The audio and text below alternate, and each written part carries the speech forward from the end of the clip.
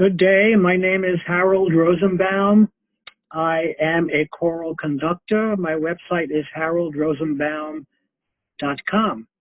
And I'll tell you a little bit about myself, and then I'll do a little conducting lesson and explain a few things about my life and what led me here and what I've been doing. And I'm here to inform you about my workshops that I give on choral conducting. I have taught and in 4 different universities, including the Juilliard School of Music in Manhattan.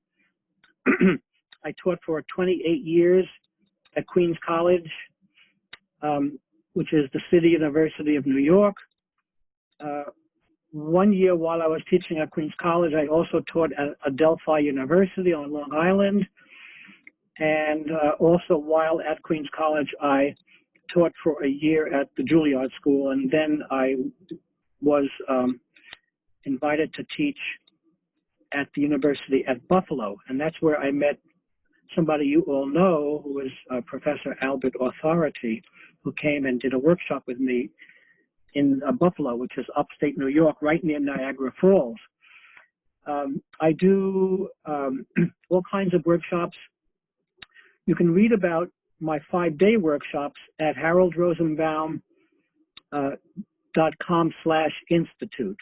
It explains all about it. I had the idea about 5 years ago to start these 5-day workshops, and I've had 85 or 90 students from all over the world, really, from Asia, Europe, South America, Canada, take these workshops. Who comes to them and what do we do there? It's all described on haroldrosenbaum.com/institute, but I'll tell you that basically we work on your physical conducting technique for 2 days, and the limit is 12 people.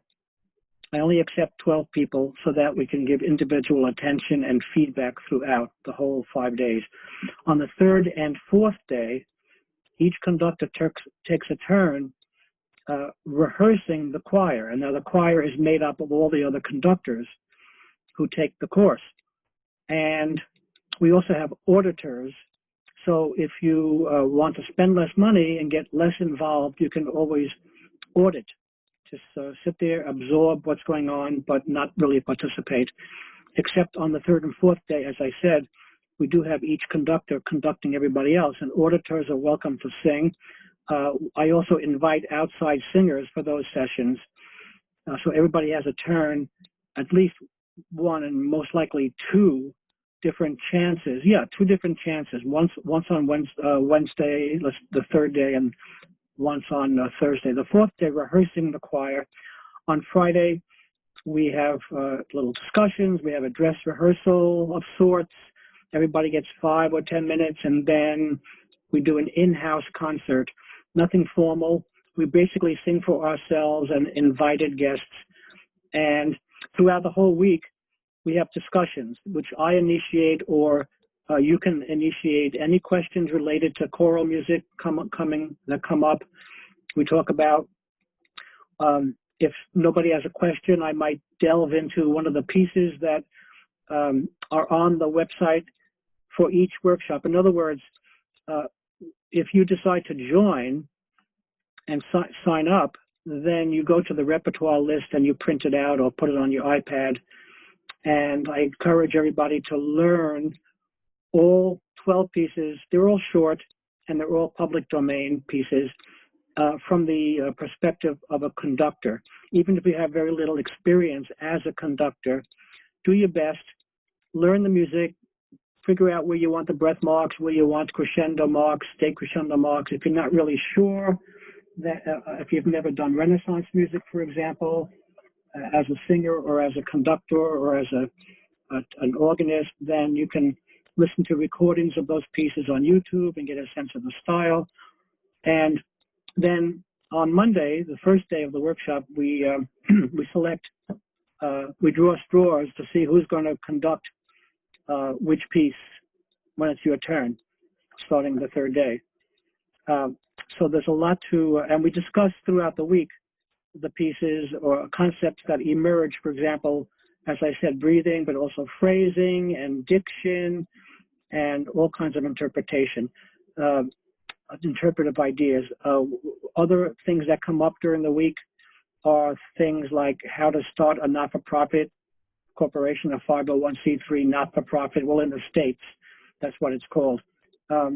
Rehearsal technique is what we discuss on Wednesday and Thursday, but we also talk about glottal stops, diction, phrasing, and placement of singers, which is all kinds of things you might have a question with. So that's my workshop. Let me get my notes here. I just took a few notes about this discussion. Yeah, I've been teaching. I taught for in universities for 45 years, and I just retired from teaching in universities 2 years ago, but I'm just as active as ever. I have a professional choir. Every one of the 16 singers gets paid. It's a professional choir called the New York Virtuoso Singers. And you can go to nyvirtuoso.org to see them. They're on YouTube, many videos on YouTube. By the way, there is a 21-minute video. If you type in Rosenbaum Conducting, that's ROSENBAUM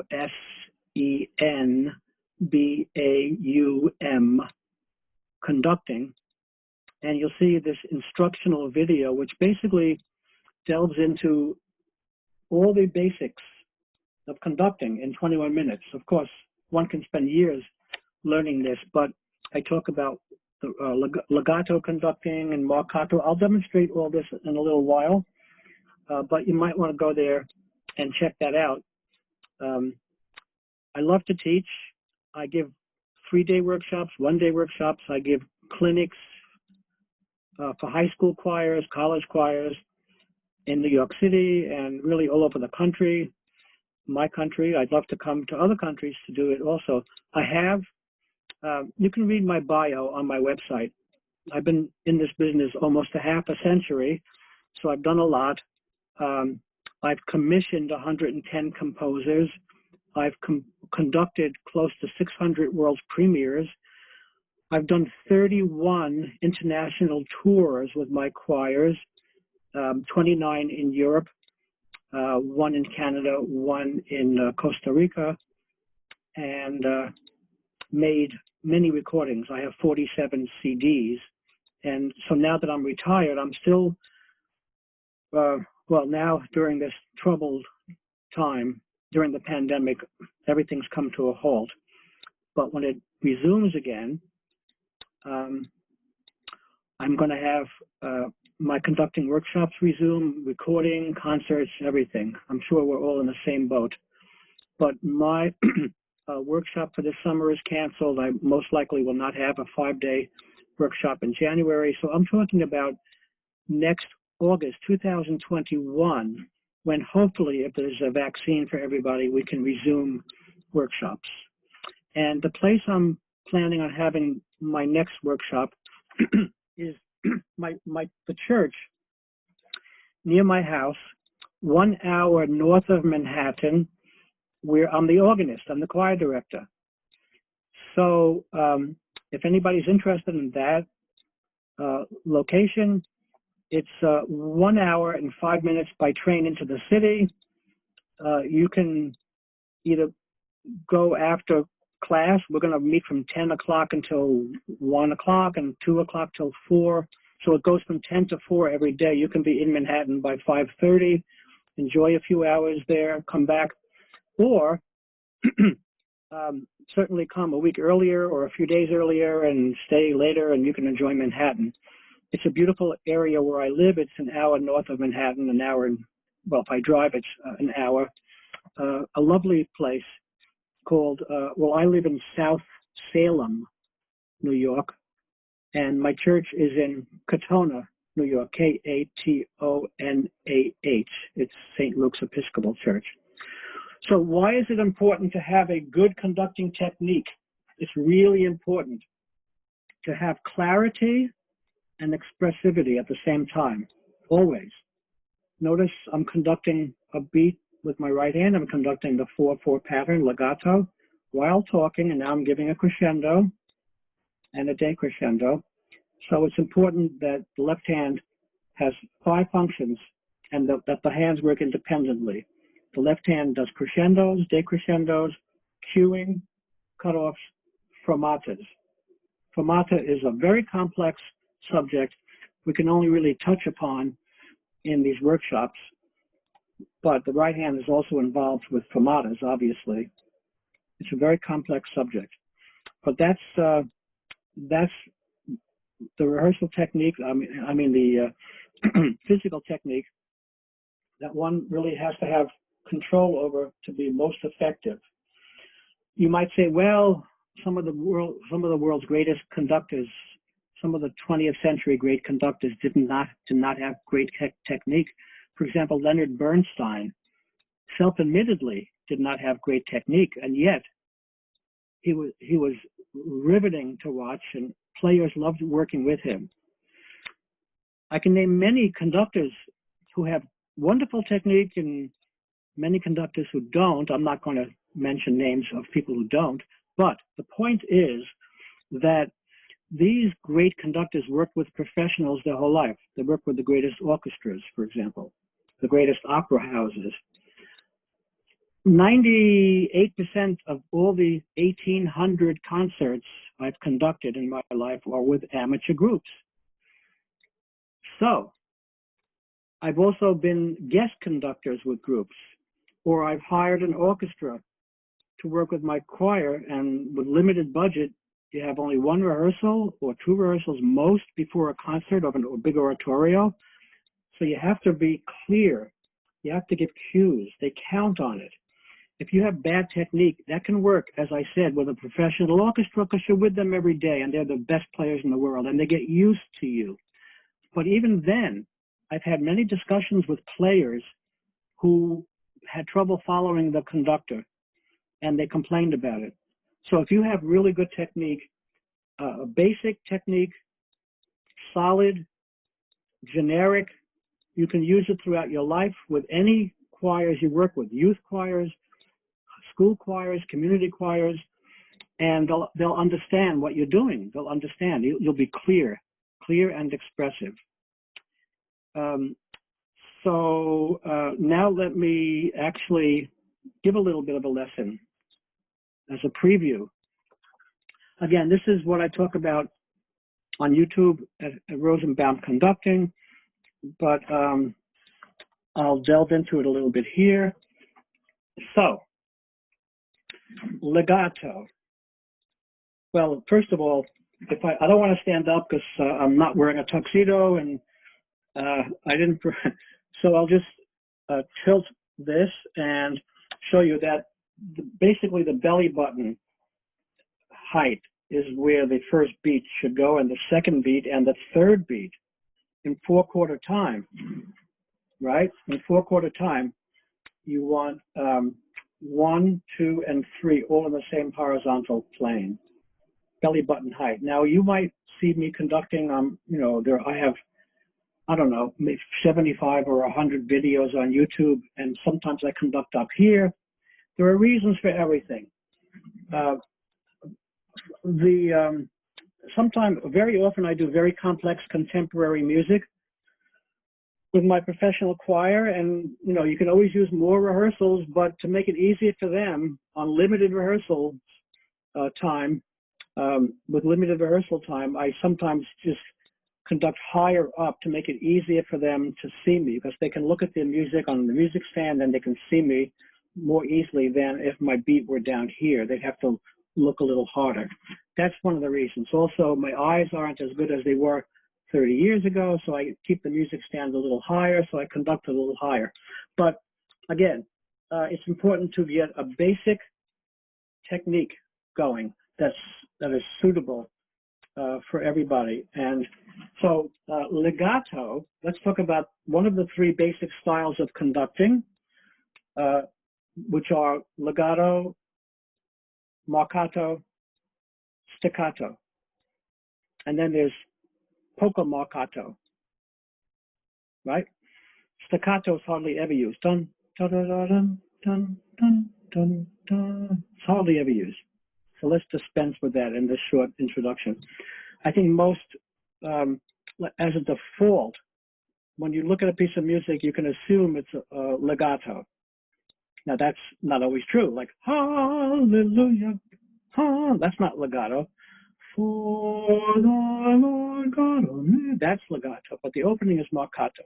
But most music, I think, in 70, 80, maybe 90% is legato. And that's the most common technique you use, the common style of conducting, which is all curves, excuse me, all curves at all times. Look at that. No angles, except when you go to the top and then you have to go down. But otherwise, it's all curves. Now, the downbeat, since it's all curves, if you think about it, the downbeat is not at the bottom of this first vertical line. It can't be. If my belly button, if the horizontal line that you're shooting for has the first beat on it, you'd have to angle it. You have to angle it so there are no curves. So instead of that, as you're approaching the bottom, you curve a little bit and start the rebound, because every beat is followed by a rebound in legato and marcato, not staccato. And the rebound is that little loop at the bottom. So one is sort of in the loop, you see? So you can just create a little loop. I say a little loop because you don't want to have a big rebound like this. It gets crazy. It's wasted motion. If the top of the loop of the rebound is this high, it's almost like you're doing another beat. You have to distinguish between beats and rebounds. You see? Look at that. Small loop. Then you go into the second beat. Small loop. You're going all the way to the third beat. Small loop. Then up to 4. Now 4 is not up here. That's where the rebound of 4 is. 4 is, well, here's the horizontal line for 1, 2, and 3. 4 is like over here, a little bit above the horizontal line and a little bit to my right of the initial vertical line. So 1, 2, 3, 4. You see 4. It's all curves.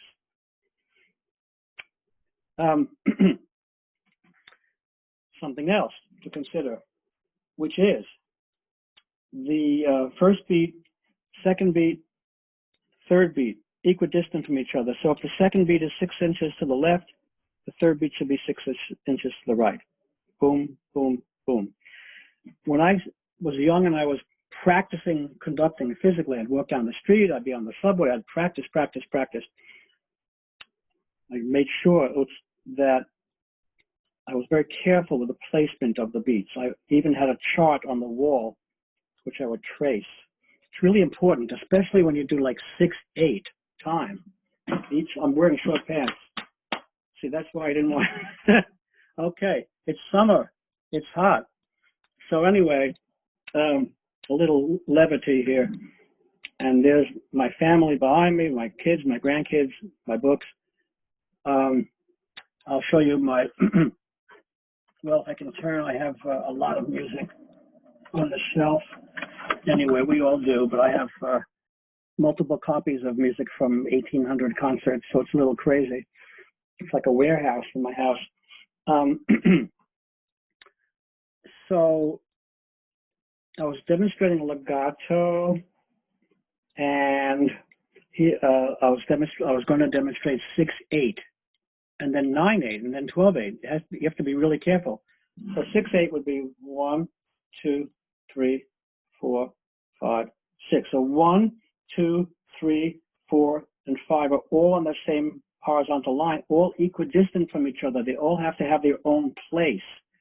Some people, before I correct them, they go in 4/4 time. Excuse me. They go 1, 2, 3. 1, 3. 1, 2, 3 instead of 1, 2, 3. You see? They put 3 exactly where 1 is.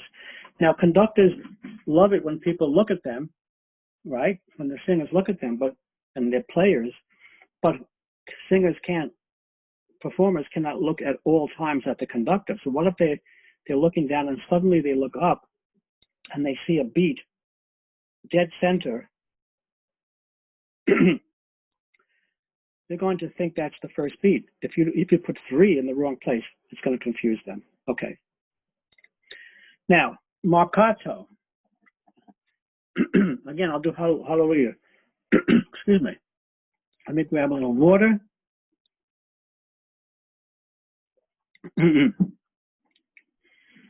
Now, marcato is all angles. It's all angles, no curves. So I'll do it slowly. Here's the prep gesture. Of course, we take time in the workshops to talk about prep gestures also, which have to be curves. Even if it's marcato, the prep gesture is a curve. Okay, you're setting the tempo, you're setting the mood.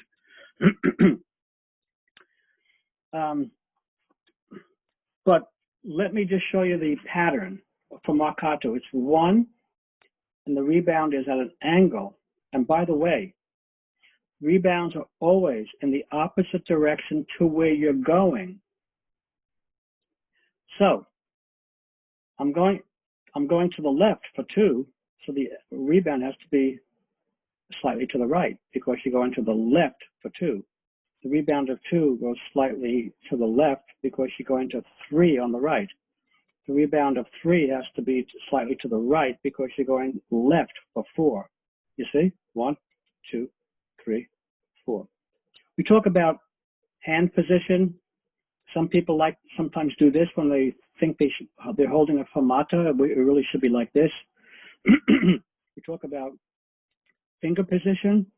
For example, when you're giving a cue, it's not good to do that when you're about to give a cue. You should keep it sort of neutralized, unthreatening. You see? And then when you give the cue, you spring the index finger forward. There's so much to talk about. I love teaching. I love explaining these things. Here's marcato, but then for the Lord God becomes legato. Hallelujah. See? So it can change. Now 6/8. Let's go to 6/8. Oh, I did that already. Let's do 9/8. 1, 2, 3, 4, 5, 6, 7, 8, 9. See, 9 different places and placements. 1, 2, 3. Notice 1. The rebound is opposite direction to where you're going. 4, 5, 6, 7, 8, 9. When I teach all this, I don't have you put both hands together, even throughout the whole week, unless you want to. It's like learning how to play piano. I learned, I was taught to practice the right hand first and then the left hand. Put it together when you know each part separately. But if you want to put them together, if you've had some experience, that's fine. Crescendo, I'll stop in a minute because I don't want to waste your time with too much blabber. But here's the crescendo. It's a straight line. The hand should be up. And then decrescendo should be like that. I told you about the cueing, although you can also cue like this. But in either case, you have to give a prep gesture by going up and back and then forward and down. The cutoff should be a nice complete circle. That's how I cut off. And fermatas always approach from above. So that is my introduction to me and what I do and what these workshops are all about. I'm reading my notes. I think I've said everything I wanted to say. And have a good day. Thank you very much. Bye-bye. I'm not sure how to stop this, but I will figure it out. You can tune out while I figure out how to stop this, because I'm sort of technically challenged here. Okay, goodbye.